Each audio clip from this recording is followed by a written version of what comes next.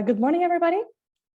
I hope you're all doing well. I would like to remind everybody to turn off your cameras and your microphones during this webinar. Let's see, I'm glad to see that people were willing to join us on this Monday, which is great because we also have amazing speakers. And thank you for being here with us, and a special welcome also to our speakers. My name is Susanna from European Guanxi's events team, and I'm here to welcome you on behalf of European Guanxi's panel discussion. And we are doing this event to celebrate the International Women's Rights Day that was last week. And we are going to do so by having the chance to talk with two incredible speakers with very interesting backgrounds that have dedicated some of their precious time to talk to us. And we will focus on women in tech and analyze what the current gender gap in the tech sector means and which measures could be taken to overcome this. As I said, we're going to have two speakers. I will start by introducing them individually and asking our speakers some pre-arranged questions. And after this, we will have a Q&A session with time for questions from you, the audience. So if you have any questions yourself, also please send these to the European Guanxi Zoom account, and also specify if you prefer me to ask the question or if you want to ask the question directly yourself. And in this case, also please indicate whether the question is directed to me or to one of the speakers, or to whether the question is directed to one of the speakers or to both of them, or in general. First of all, at European Guanxi, we highly value gender equality and inclusivity. And we are also aware that starting a career as a woman in the tech sector is still not very common and can be difficult as well. So the situation is improving and we are grateful for this change, but it's also a work in progress and it still needs some more time. And for this reason, we wanted to give you these incredible examples of women that have very different educational and professional backgrounds, and also whose experience can teach us a lot on the current situation of women in tech and their views on this. So let me introduce you to our first speaker. Charlene Liu was born in Malaysia and has lived in the US, Singapore, and now Shanghai, China. She's an engineer, a social change maker, and a community leader. She graduated from the University of Texas at Austin with a Bachelor of Science in Electrical Engineering, and has 20 years of working experience in different areas of the semiconductor and electronics industry. She also has experience with events, corporate innovation, and management consultancy at PwC. And furthermore, Charlene has also 16 years of experience in community leadership, commercial event management, and diversity and inclusion advocacy. So in 2009, she co-founded ShanghaiPRIDE, an annual festival run entirely by volunteers that promotes diversity. In 2014, she co-founded Q Events, an event management company. In 2016, she co-founded Ladies Who Tech, a social impact community for women in STEM industry, which for the ones who don't know it stands for science, technology, engineering, and math. And lastly, in 2019, she co-founded D&I Consulting, a consultancy which helps corporates cultivate a more inclusive future. And at the moment, she's embarking on a full-time journey managing all these platforms. So, and then our second speaker of today is Berta Herrero Estalayo. She is Senior EU Public Affairs Manager at Huawei, where she leads the company's equality, diversity, and inclusion efforts at the EU level, and also issues related to strategy, government affairs, communications, and policy development. She's the program director of the company's School for Female Leadership in a Digital Age. She has extensive experience in the field of European Union politics and policies, foreign affairs in three different sectors, so institutional, corporate, and media, and also in areas ranging from foreign affairs and enlargement to cohesion, new technologies, and innovation. And before she joined Huawei, Berta served in the cabinet of a vice president of the European Parliament in Brussels, and previously as a journalist for Spain's newspaper El Mundo, for which she reported from different countries across the world. Bertha studied journalism in Madrid, European studies in Amsterdam, and East European studies in Berlin. And she's personally dedicated to contribute to overcome the divide that prevents European society from moving forward in a fair and inclusive way. And after introducing these amazing speakers with such interesting careers, I cannot wait to ask the first question and to start our discussion. And again, for the audience, if you have any questions for the Q&A session later, please send them to the European Guanxi Zoom account, and also specify whether I need to ask the question or you want to ask it yourself and to who it is directed. But first, so Charlene, I'm going to start with you. As I explained in introduction, you are clearly very engaged in the topic of this webinar. And first, I would like to know, being a co-founder of a few companies at the same time is impressive, I would say. And how do you manage that? And maybe also tell us some aspects of your work in this field, what you like. Thank you. Mm-hmm. Well, thank you for having me. Hello, everybody. Well, good morning, good afternoon, good evening, wherever you are around the world. I'm happy to be here today. Well, starting 3 companies, these 3 platforms have similarities as well as differences. So whenever I can, similarities would be grouped together. For example, if it's events, then I will decide, okay, what kind of events we're running and plan it accordingly. For same for the other 2 platforms, which is D&I Consulting and also Ladies Who Tech. Ladies Who Tech and D&I Consulting they are more focused on working with corporations. But having said that, Ladies Who Tech also, we engage a lot with community work. Well, as business owner, I guess I work all the time.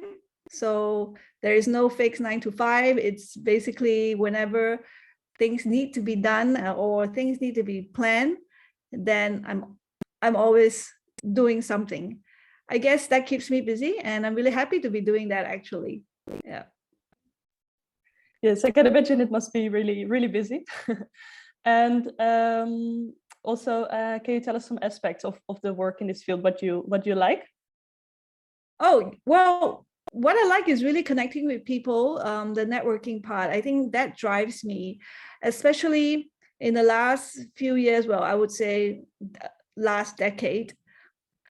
My work has been around making social impact, which means that I'm putting out diversity and inclusion out there, trying to also inspire more women and girls to go into STEM industries and encourage more companies to start or continue their D&I journey.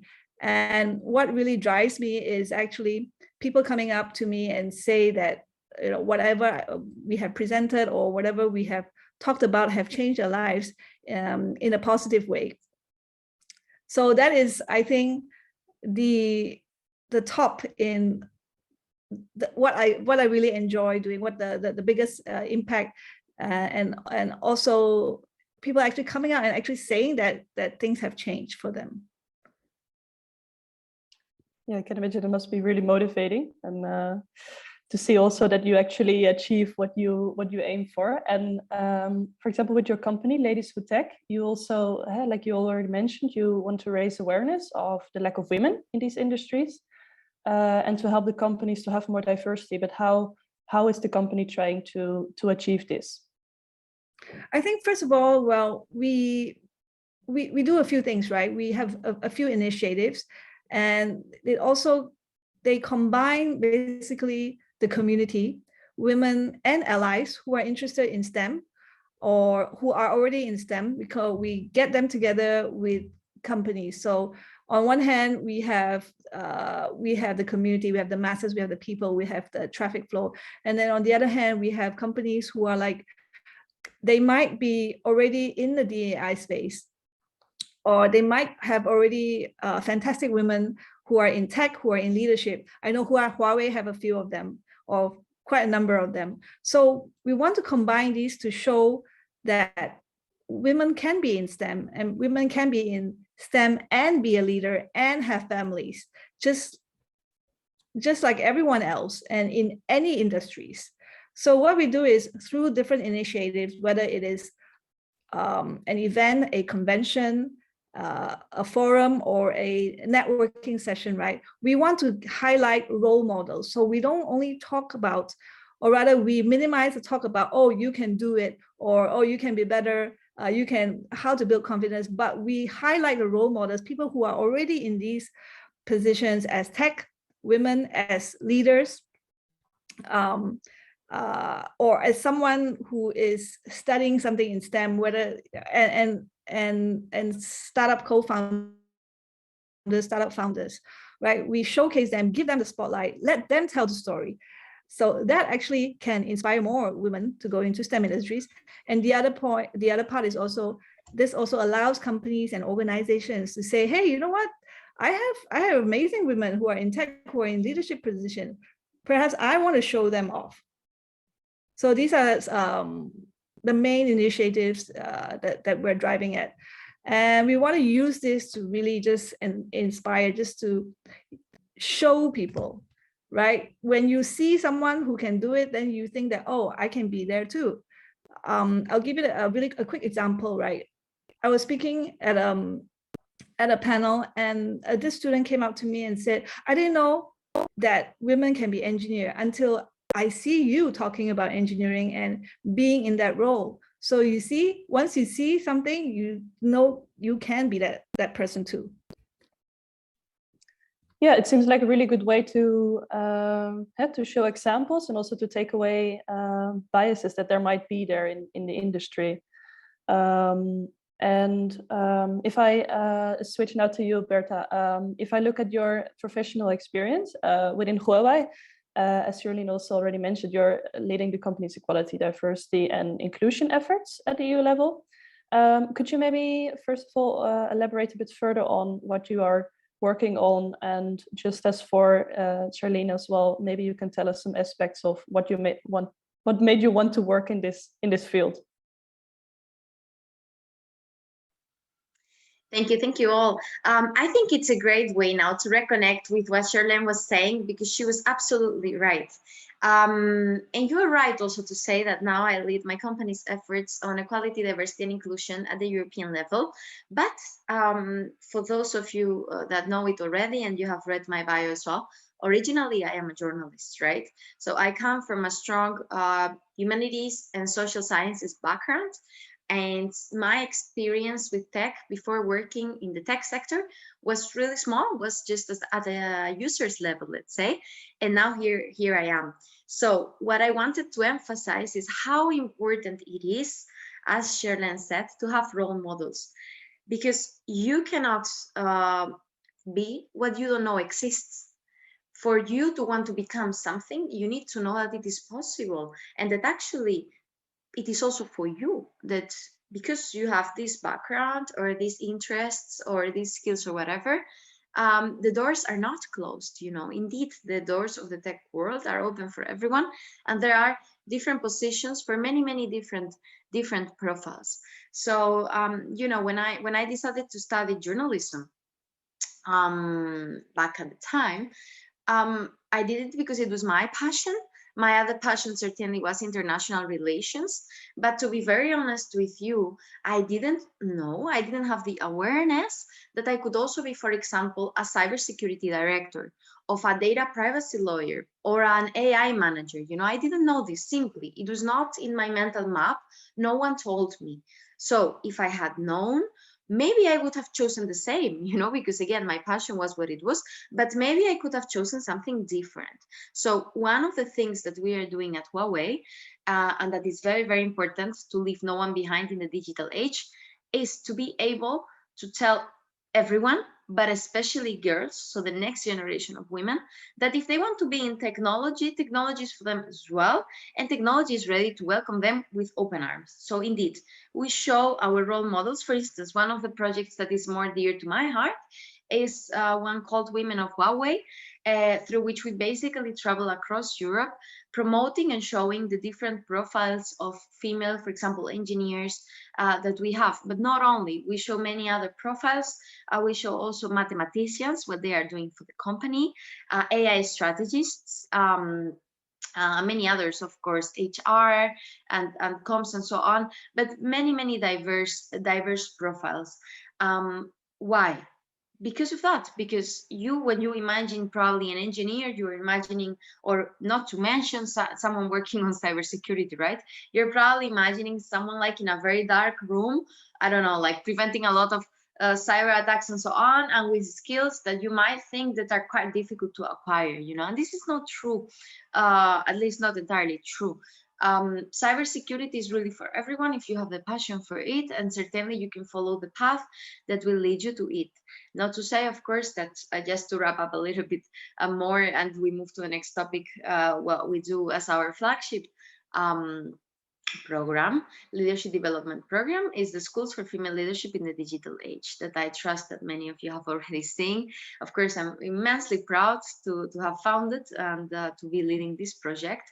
And here we welcome, well, female students and young professionals. They can be from any background, but certainly we encourage the young women from non-tech backgrounds to join. Why? Because throughout this program, 1 week full intensive course program, they will get to learn a lot about what is out there and to see many more career opportunities. All the girls who come to school, they leave the school saying, wow, look, I didn't know this was possible, but certainly now that I know, I want to at least consider it, you know, or at least see how best to bring technology to benefit my career. You know, for example, if you're a psychologist, we have had students like this. Can technology work for you as well? Certainly yes, certainly yes. So that's one of the things that we are trying to do. But as I told you, the map is much more broader. The core value is to leave no one behind.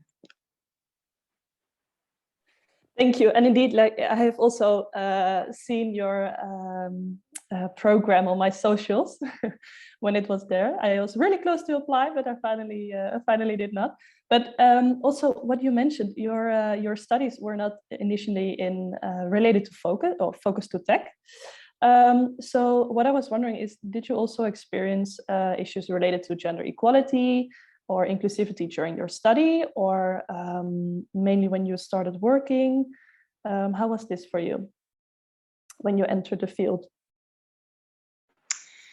That is actually a good question, because I think, for example, me having a journalistic background and having worked in EU policy as well, well, it helped enormously, because you basically adapt to many different topics and environments in a very short time. You know, your brain is geared at, you know, absorbing a lot of information and learning in a very short time frame, let's say.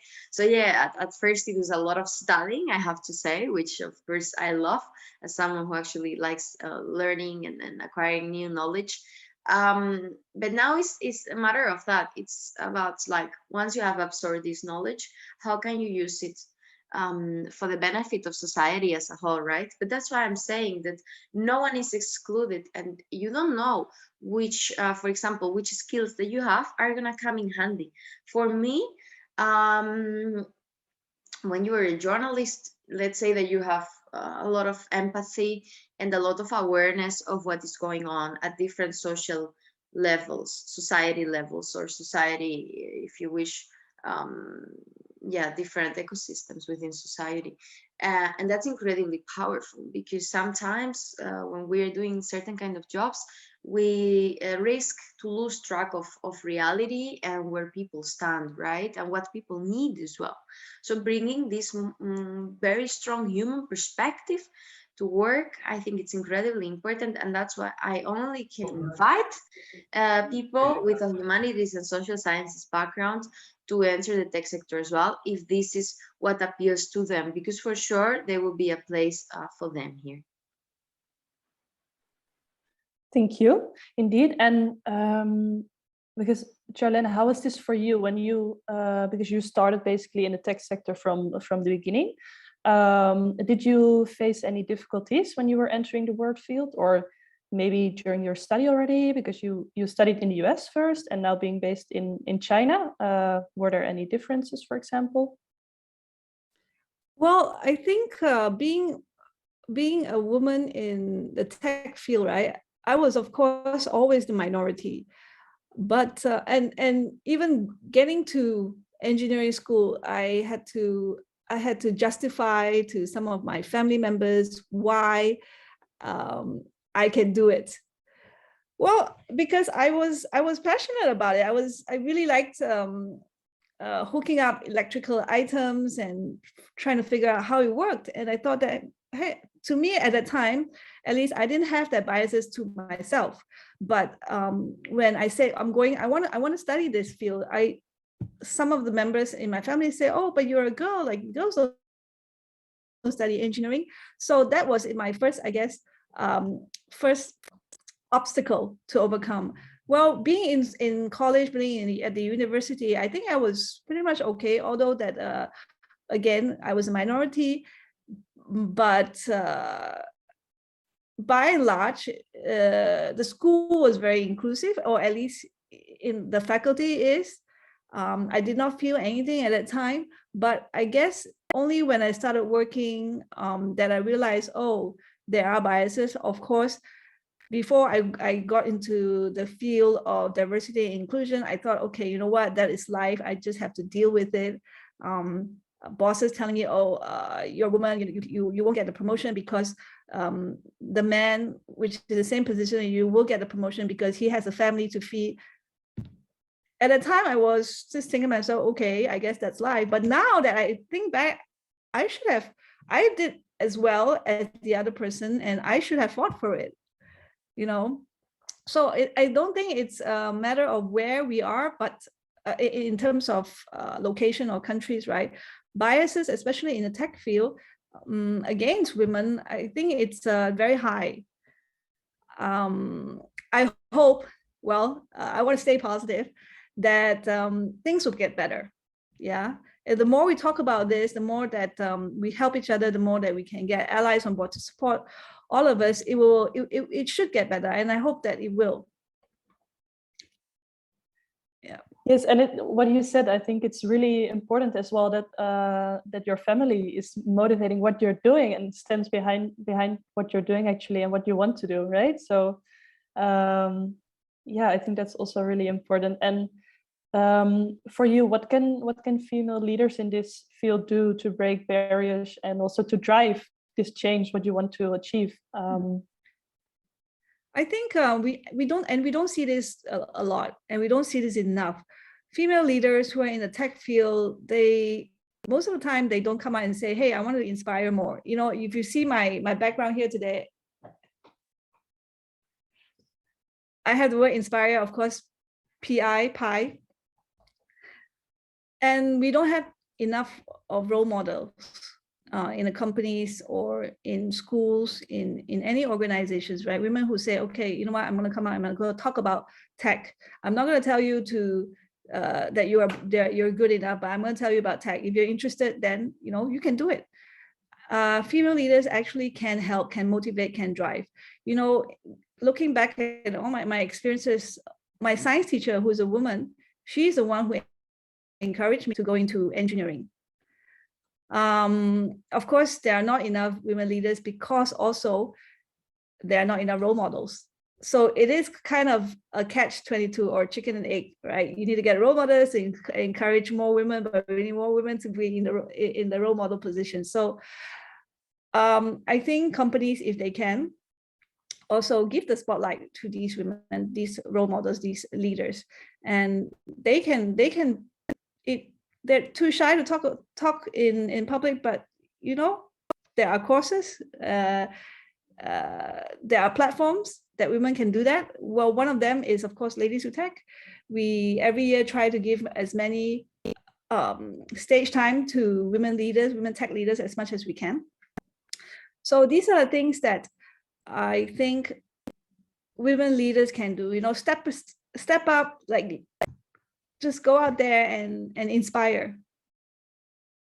And would you say then that for you, for example, your science teacher was actually your example, or can you give any other examples of female leaders that were also focused on driving change? Yeah, so many actually. Well, for Ladies Who Tech, the speakers that have spoken on our stage, on our platforms. There are so many. One of them, she's my former boss in Singapore in the semiconductor field, Dr. Masumi Bat, that's her name. So we were colleagues, and then later on, she became my supervisor in Singapore. And now she's like my mentor, my advisor. We're friends for 20-something years already. She's one of my biggest inspiration and role models, because first of all, she's got a PhD, she's in tech, she's in the semiconductor field for so long, and she's raising kids, and she's also a leader in this area. So one of them. And in China, we have Gebi Liang. She is from Microsoft, also a tech lady, also a leader. And then we have at the PwC Acceleration Center, also again a role model and advisor, Shawnee Chen. She graduated as a computer engineer, and now she leads the PwC AC team in Shanghai. So many, numerous, so many of them, right? But again, not enough, and not enough of those coming out to inspire. So I wish to see more of that, more change in that aspect. Mm-hmm. Yes, you're right, and I think it's also good to mention these names and to tell other people that there are actually many women already in this field.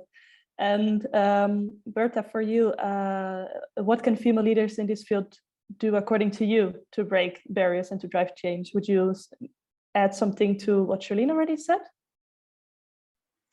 Again, Charlene herself is a leader in this field, and I would like to take it from her, because this is what she said. She was explaining how difficult it was also at first to even study this subject, to make that career move, right? And I have heard the same from many women in tech, how even their families thought that, what are you doing? You know, why are you going into a male-dominated field? Why don't you study something else, which is going to be easier for you? So the first bias that we need to break is within, let's say, our own environments, our own families, groups of friends, communities. In the end, letting them know that technology is for women as well, and that we have a key role to play actually in making technology fairer and more inclusive for everyone. But I would like to, one of the issues that I'm trying to address as well through my leadership school actually is to, let's say, evaluate further what leadership means and discuss it not only with the students, but also with the professors. For me, a leader is not just a CEO, you know, or a like senior manager or whatever of a company. It's not like that. Everyone can be a leader in as much as they're contributing to a better world. So for me, if, for example, you are a developer in, you know, in a town, let's say in Slovakia, and with your app that you have developed, you are managing, for example, to help refugees, you are a much stronger and important leader that any of us can be, you know, in the policy making field. The impact that you are having is so valuable, and it's indeed changing people's lives. So I think that everyone can be a leader, and certainly every single woman can be a leader in the digital era, if they want to do so, if they want to put their skills to use, and if they want to basically work towards the benefit of society as a whole. So that's why I'm saying that no place is too little to start with, you know, no step is too small. Everyone can make a difference at their own level, and there is no excuse. Just because you don't have whatever job title, that doesn't mean that you cannot have a very positive impact. That's why I'm calling everyone to really think what we all can do to help others, really to create a much stronger as well and safer Europe in that sense, and certainly a union that leaves no one behind. Thank you for these beautiful words. And also, because I was wondering, being the program director of the Female Leadership School in the digital age, what do you see there among the women that are participating? Are they very engaged in this whole discussion? Can you explain a bit more about that? Oh, no, absolutely. I mean, you cannot imagine. The problem we have always at the school is that there is no time for everything, right? Because we are working from very early in the morning to very late at night, and still there's no time, because when women come together, they realize the immense potential of their connection and also of their talents, right? So ideas start flourishing, and it's really impossible to stop. And you know, the brainstormings are simply precious, and everyone wants to make a difference, you know. But not what I love the most about the atmosphere that we create at the school is that, you know, there is no competition. No one is trying, and this is what you would assume from a leadership school, that then everyone is trying to like be the best one and so on and so forth. No. Why? Because our core value is that a leader is someone that shows kindness, compassion, generosity, empathy, more than anything, and certainly someone that leaves no one behind. So this is what we value, and this is what really you can see. Yeah, there is no competition. There is just so much collaboration, so much sisterhood in that sense as well, and everyone is really trying to come up with the best possible ideas, you know, as a team, to help society. I remember that the group projects that the students were working on this past school, which took place in Nice just a couple of weeks ago, they were developing many different projects that will actually be implemented as a policy paper in the upcoming months. And some of them, you know, were related, for example, to mental health, but some others were more geared at upskilling public servants, you know, like people basically working in the public sector who could benefit from enhancing their digital skills.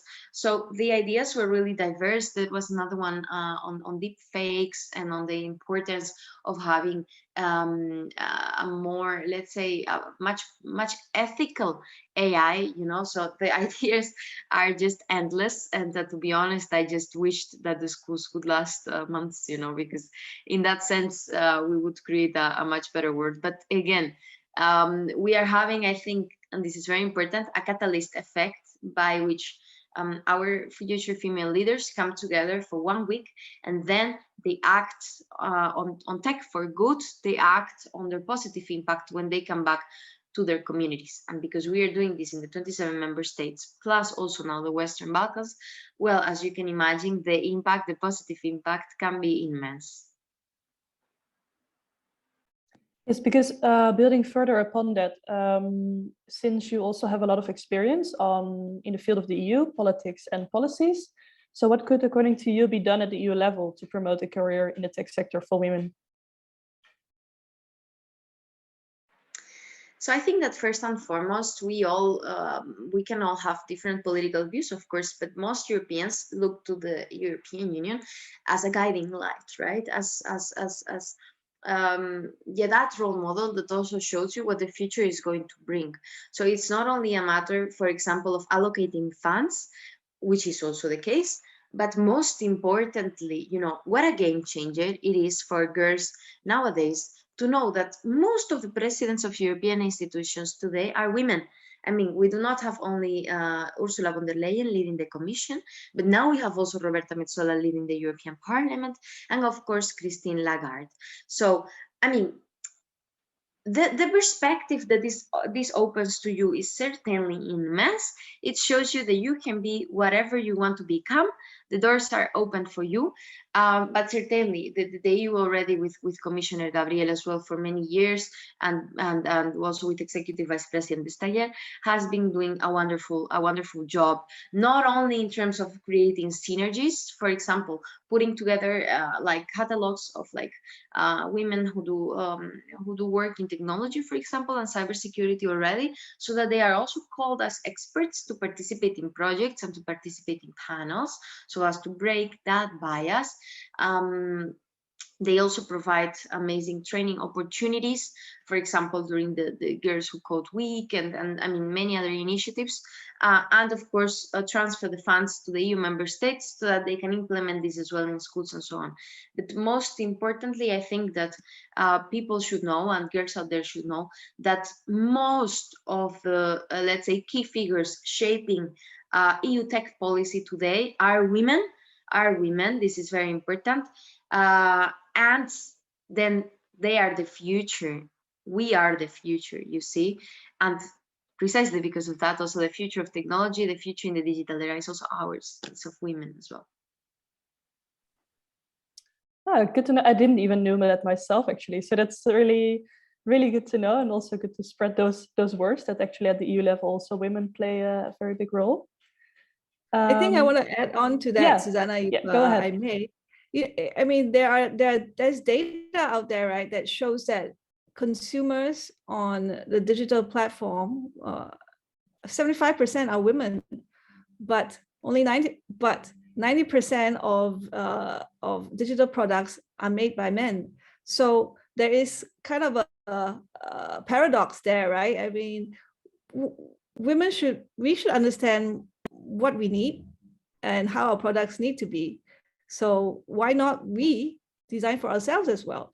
And I think this is a good point to also present to those who want or aspire to be in the tech field. Like, why not? You know, we can do that too, and we can be in the tech space. And according to you, then, what should be done actually to make a career also in the tech more attractive to women then? Well, first of all, I think it's not only focus on what the companies can do, right? Has to be, it's a whole pipeline. It has to do with how families are encouraging the girls in the families to adopt, to maybe just also fixing cars, right? There's nothing wrong with girls fixing cars. And how do families see them, perceive them, and encourage girls to go into STEM?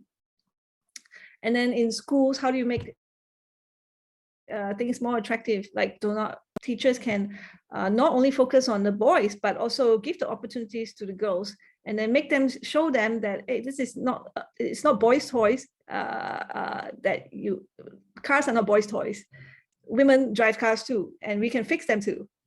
Right. And then going on into companies, well, inclusion is very important. I know that when we say diversity, you know, it's making up the numbers, but inclusion is keeping the numbers, right? How do we, like you say, how do we attract women? How do we make it more attractive? Well, maybe nursery care for working mothers, right? Maybe. Flexibility, like work from home, work from anywhere, which I think COVID has proven that it can work for corporations. I think these few things, it can help. One of the reasons why women don't go into the tech field is because, well, people tell them, oh, it's very difficult, it's very hands-on, it's not girl stuff. So we have that already embedded in our mindset that, okay, it's not a good place to work, it's not going to be nice. But if companies can change that around and say, okay, you know, we have good facilities where they cater for all genders. Yeah, come work with us. I think companies are starting to realize that if they're not competitive in terms of being inclusive, right, they're not going to be, it's not sustainable for the business. Exactly, because it's also a big thing nowadays, of course, and that's also a big achievement already. And but we're now talking mostly about women. Then let's include also men, because what role can men play in supporting equality also and to overcome this gender gap? Shall I go first? Yeah, of course. Well, they actually play a bigger role than most of us think, right? Because coming from an ally, or like coming from let's say a father telling the daughter, like, you know, if you like coding, then I'm going to drive you to coding classes every week. That is very important, as opposed to, I'm not saying that women encouraging women does not help. It helps, of course, but having men to encourage women, to support them, whether at home, in school, or at work, it makes a huge difference. Men or allies who can be at work say, you know what, I can coach, or I can mentor, women to go into leadership positions. I think that also shows that, okay, they really mean it and they really care about the company's future development. Right? We, of course, don't want to always say, oh, preaching to the choir is women telling women that, oh, you can do it. Actually, we need allies like men to say that, hey, you know what, you can do it. And if you need help, I can support and I will support. So they play a bigger role than they think and than we all think. I'm going to hand that over to Berta in the corporate space. Maybe you can tell us more. Yes, exactly. If you would like to add something to that, Berta. No, absolutely. I think you have covered it extremely well. But just an anecdote for you to see. Look, the schools, when I presented the project, it was approved directly without further thinking. He saw it clearly by a man, my former boss, who is around 40 something, right? And our current CEO is also a man of 40 something, and he believes in the project with all his heart. He's at the school, he engages, he provides also his own advice as well for the students to bring their careers forward. And it's impressive to see this. And this is also what I think we are doing, you know, when we are fostering this kind of projects, equality projects, real equality projects. We are not only influencing, let's say, the next generation of women in tech, but also the men who are already in the field.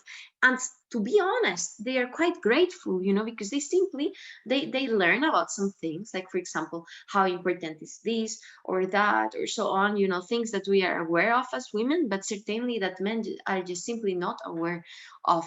And they say, actually, hey, thank you for showing me this, you know, for sharing with me your reflections on how this can be improved, because to be honest, I didn't think about it yet. It doesn't mean that I didn't want to do it and wanted to help, it's just that I didn't have the knowledge. So thank you so much for sharing that with me. You see, so what I have encountered, of course, there is everything in life, better, worse, more challenging, less challenging, and so on. But certainly many of the men that I am working with and that I have worked with want to help. They want to be allies and they want to proactively do something in support of equality.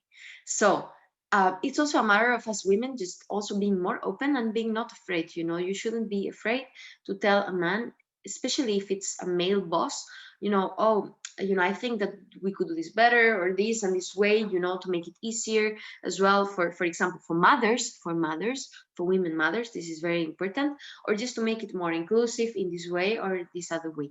And most men will listen and will become allies. You know, when men become allies, it's not for 1 second, it's for life, just as we women do when we support each other. So this is very important.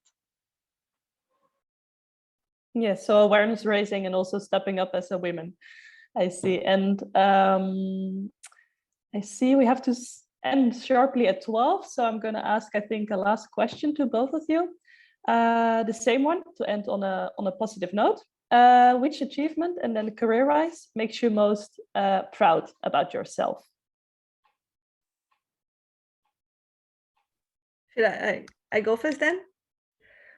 There are a few, but I remember when I was working in a manufacturing facility in Shanghai, that was quite a few years ago.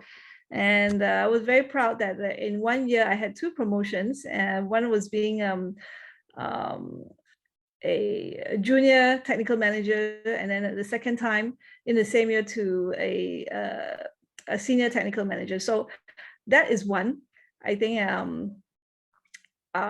I'm quite proud of myself, but I think more so like recently, right, it is to be able to make that jump from a corporate life, a corporate or manufacturing life, to a startup or a business owner. Because for the longest time, I have been very risk averse, and I thought that, you know what, I will not make it on my own.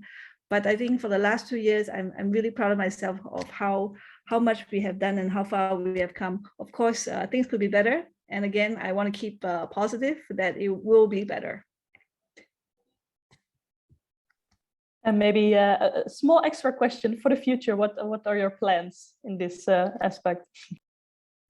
Well, the plans are to continue with my 3 platforms to really make diversity and inclusion, and now it's called diversity, equity, inclusion, belonging, right? So to make that a mainstream conversation, whether it's in society or in companies, because right now, yes, conversation is only very selective places, mostly in big MNCs, but I hope, and the plans are to really make it into the mainstream conversation, like have these kind of platforms, these kind of panel discussions to keep talking about it.